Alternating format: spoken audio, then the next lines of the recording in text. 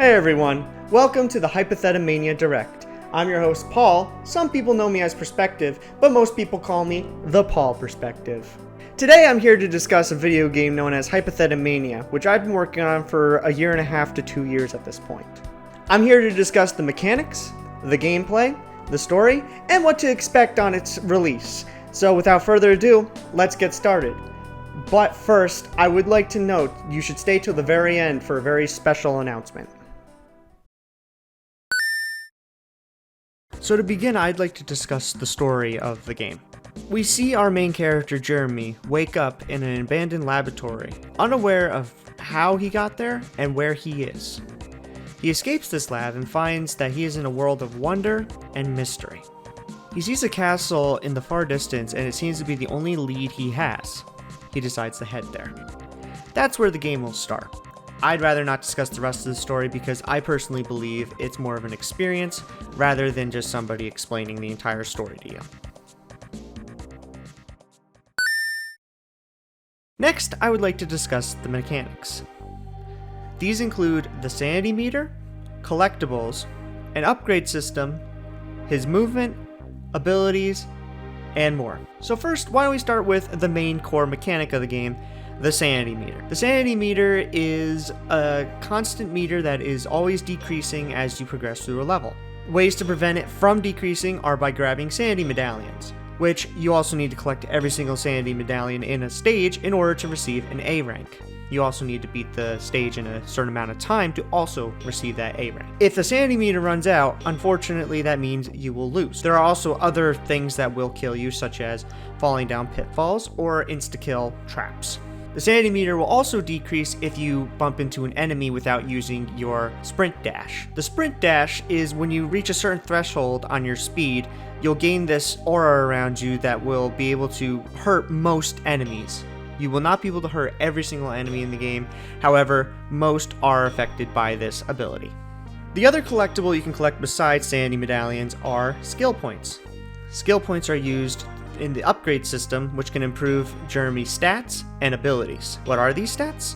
Let's get into that. Jeremy has a total of 4 different stats that can be upgraded in this menu. These include max speed, his walking speed or default speed, his speed gain or acceleration, and finally his jump height.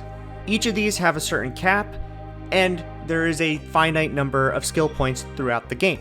So once you reach the finite number of skill points and you collect every single one in the game, you will have a maxed out Jeremy, assuming you spend all your skill points on upgrading him. Now you can also not upgrade Jeremy if you would like in order to make the game a more difficult experience. Let's discuss Jeremy's moveset. His moveset includes a walk, a jump, a sprint, a missile move, a crouch, and a slide. Each of these moves in Jeremy's arsenal will be used in each level, some more than others. However, for example, if there is a low ceiling, you'll have to use a slide. Jumping, running, and walking are going to be used the most, of course. The missile move is also extremely important for lateral movement. Sometimes there will be low ceilings where you have to jump and won't be able to make the gap just by a normal jump. So what you should do in that case is use your missile move. I also would like to discuss how jump height is actually based on how long you hold the button. Of course, you can upgrade your jump height to increase the max height of the jump. However, depending on the pressure of the button that you press for the jump button, it will decide how high Jeremy will jump. So if you tap it lightly, he'll do a short hop, whereas if you hold it down, you will go much higher. This can be extremely useful for speedrunning levels, as when you're in midair, your speed will decrease over time, so you want to make sure you're on the ground as much as possible. So if you do a short hop instead of a high jump, then you'll be able to save more of your speed. I'd like to discuss the general features for the game. Firstly, this game does support both keyboard and controller.